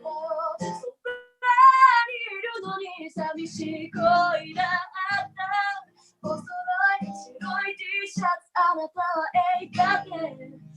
私はギター夢を夢のままにしておきたいあなたを私超えてくの My last goodbye to my birthday あなたはいなくならないで私を変えてくれた人初めて信じられた人二度とない初恋にさよならを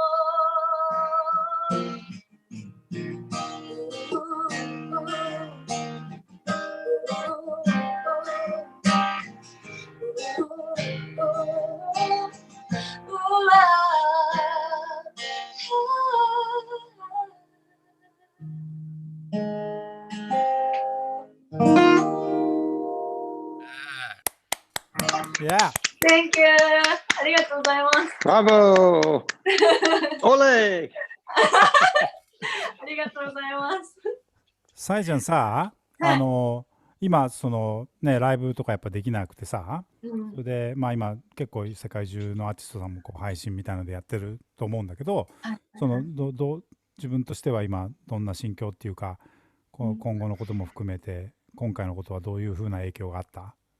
なんかさっきボブさんのお話聞いててもすごい思ったんですけど、こういう時だからこそそのほんまの自分の土台を固めるじゃないですけど、信念を持って自分がやるべきことをやっていくっていうことがどんだけ大事かっていうのをすごい感じてて、曲作りやったり、次のライブに向けての準備とかをほんまに今いろんなことに向き合って自分でThank youみたいなのを作っていったり、なんか状況を整理する時やったりするんかなと思って、なんかいい時間にしようっていうふうには頑張ってます。I asked the question that all the musicians right now, their wings been chopped off, so to speak. We can't gig, and there's only a few things that we can do. But just asked what she's doing and how she's feeling about it, and she said, as you were saying, Bob, this is a great time to look at yourself and try to do things that you can do, and try to build your foundation. And so she's writing songs and she's preparing for the gigs that that she should be able to do in the near future. But this is a good time for her to start to rebuild herself again, and she wants to use it wisely this time. I completely understand, and it's not often that you get 6 or 8 weeks of a sabbatical that's forced. So you might as well, for a musician, it's a great time to explore some new sounds and new songs. Sometimes you're too busy to do that because you're performing all the time. 本当にその通りだと思って、特に例えばミュージシャンたくさんライブやってるミュージシャンだったら6週間から8週間何もそういうのがないっていう時期ってむしろ考えたらないよね、逆に。なかったです今まで。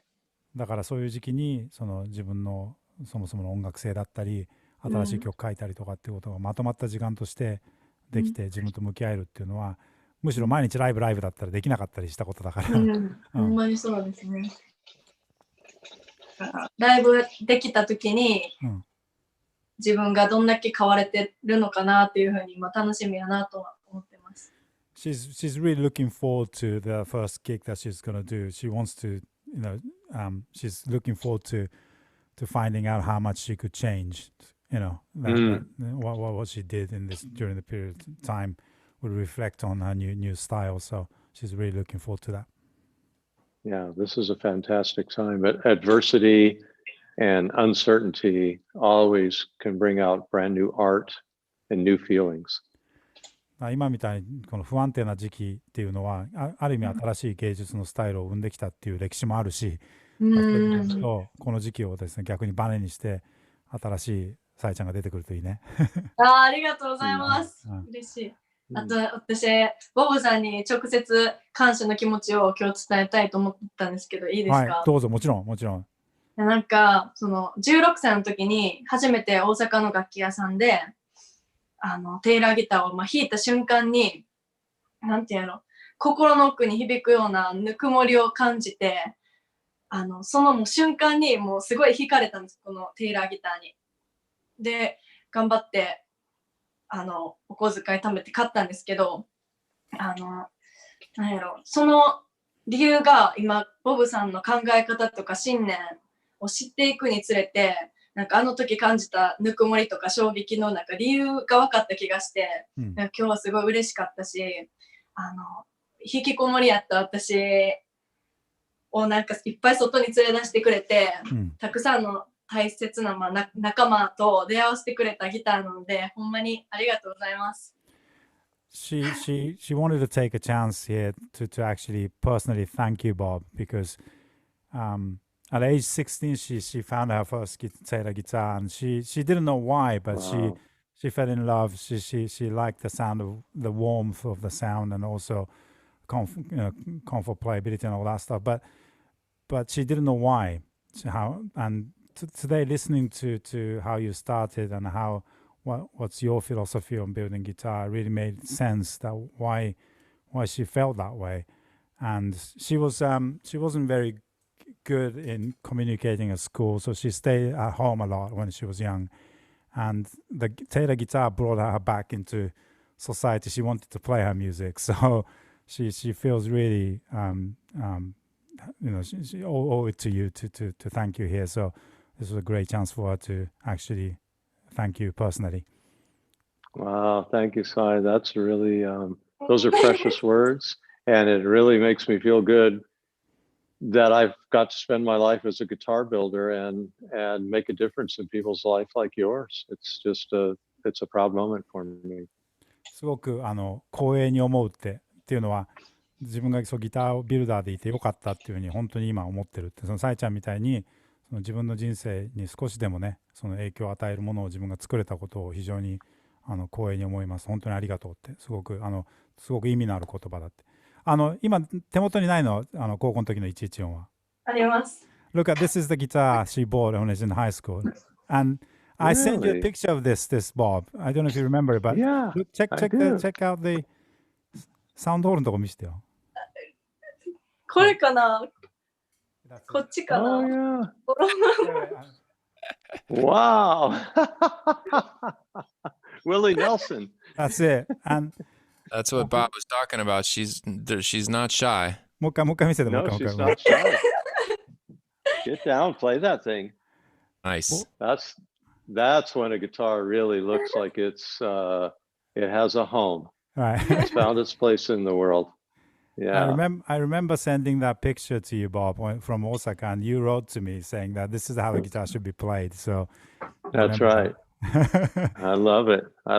You could tell when you see a guitar like that, you know that the person is using it to make music. Right. サイちゃんがね、そのギターを修理に持ってきてくれた時に、俺一回もサイちゃんのギター聞いたことなかったんだけど、写真撮らせてもらってすぐにボブにテキストしたのを覚えてて、だからこうギターっていうのはこうやって弾くべきだってすぐにメールが来てしてたのを覚えてる。なんかすごくね、記憶に俺も残ってるわ。だから私もめっちゃ良かったです、あの時出会えて。ありがとうね。じゃあもう一曲やってもらっていい？それでさ、これ全然さやちゃんのせいなんだけど、ズームのキャパの問題なんだけど、声がね結構やっぱ張りがあるから、ギターがher voice is too big that it just takes out all the frequency. So I'm trying to ask her to, yeah. So だからギターがね結構ね消えちゃうから、なるべくそこうまくバランス取って2曲目をやってくれると。よし、頑張る。私それズームやから全力で歌ったら聞こえんよって言われたのに。そうね、頼みます。歌ったら忘れちゃう。So yes, this is the whole capacity of Zoom can't take our voice, but I asked her to kind of tone it down a little bit so that we can hear both guitars and vocal. But let's ask her to sing another one and then to finish off the show. じゃあ最後にもう一曲お願いします。はい、お願いします。私のメジャーデビューシングル「ここにある光」という曲を歌います。よろしくお願いします。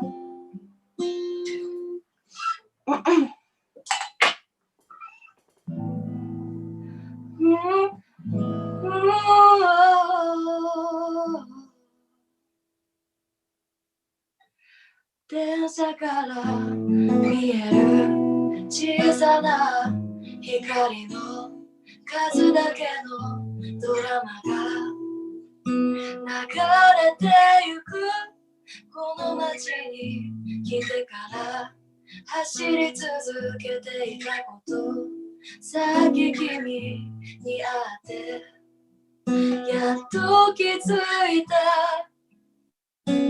泣いてしまいそうで手をつないだ夢見た世界はずっと裸足の足元で星のようにきらめくどこにも捨てられないきっと大切が全部ここにある抱きしめてゆこう冷蔵庫の音だけ部屋に響いていた締め付けた心に手を当てた自分だけここで立ち止まってるみたいだこの日々が未来でいつか輝くように自分を信じれる自分になるから今ぐちゃぐちゃになった駅前の交差点みたいなうつに飲み込まれてたんだこれから大切がなくならないように行くしかないから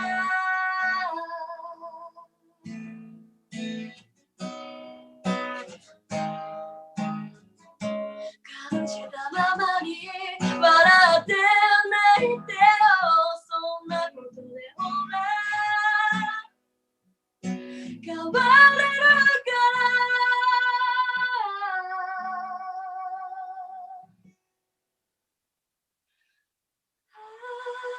夢見た世界はずっと裸足の足元で星のようにきらめくどこにも捨てられないきっと大切が全部ここにある抱きしめてゆこうこのぐちゃぐちゃな街も遠くから見れるこんなにも美しかった何もかも無意味じゃないってここで立ち止まってた時間もいつか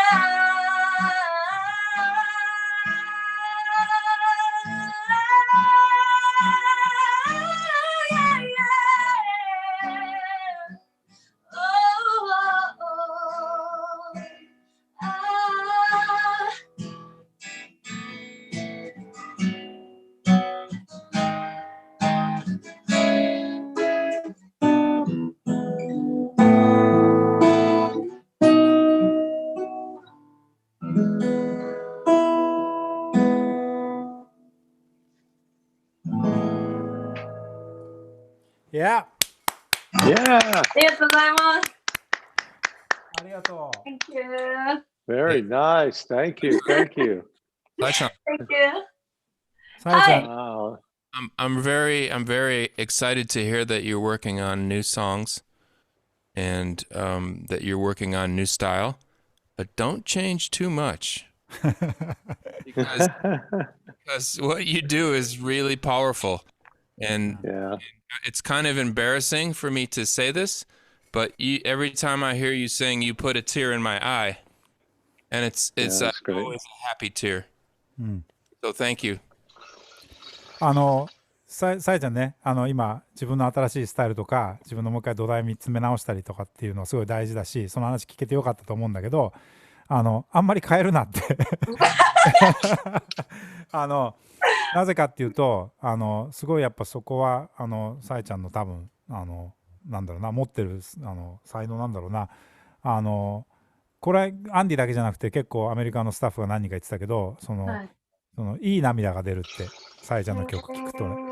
で歌詞の中身が分かってるわけでもないけど、毎回いつもみんなそういうふうに思ってる人たちが結構いるのもはすごいことだからさそこはちゃんと忘れないでほしいって。Yeah, it's really good. Don't start doing disco. That would ask her not to ask her. Hey Masaki, ask her not to start doing disco music because we don't need another guitar crash. で、ディスコミュージックだけを始めてくれるなって。またテイラー不景気に追い込まないでくれってさ。ありがとうね、本当に今日はありがとう。ありがとうございます。Well, this is like 2 hours and the good time can go last forever, but I think this is way after your bedtimes, right? Both of you, both gentlemen. So thanks again for this. I know this time is very precious for you guys right now, but Bob and Andy, thank you very much for spending time with us. I just like to make a quick announcement while you guys are here because this was also a challenge for all of us in Japan because, suddenly we couldn't do all these road shows and all the events that we were planning, and we had to come up with new ways to do it, very quickly. And as a team, the American staff helped us how to set this up, here too. But we also tried new things that only we can do at this very difficult time, like this, to connecting San Diego and Osaka, together. This would happen in a real event.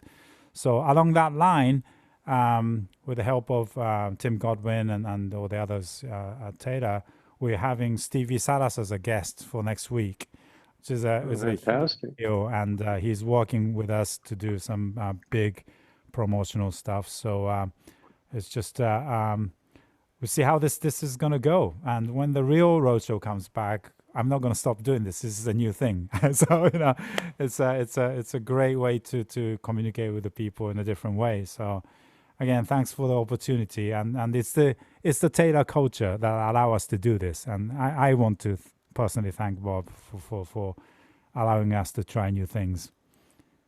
Absolutely, Masaki, and you fit into our culture perfectly. It's a natural fit for you. So thank you for choosing to spend your life helping us along. It's a big help. It's always been my honor, and it will be. Thank you.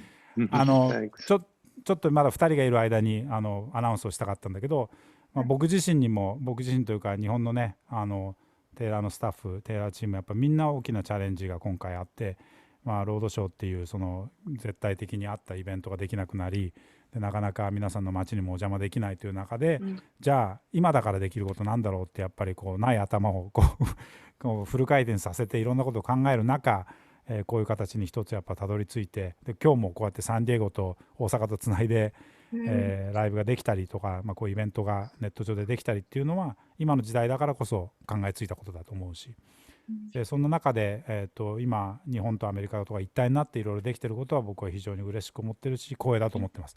でそんな中で来週はね、僕の憧れのギタリストの一人だったスティービー・サラスさんっていう人がゲストで出てくれる、アメリカから。で稲葉サラスってビーズの稲葉さんと本当はツアーに来るはずだったのが中止になって、それでその流れの中で日本で何かできないかっていう流れで、来週のロードショーは、スティービーが出てくれることになりました。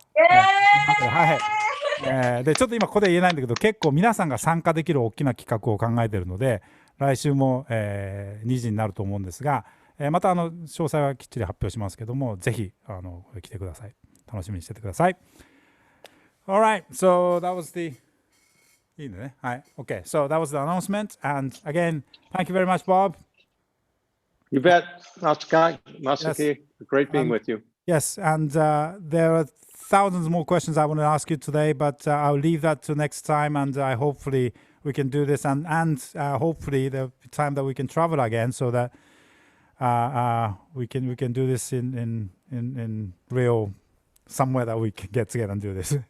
That would be fantastic. Yeah. I look forward to that day. Yeah, thank you. Okay. Thanks, Andy. じゃあ、さえちゃんありがとうね。はい。ありがとうございます。それでは、また来週2時にお会いしましょう。ありがとうございました。Bye bye.バイ。バイバイ。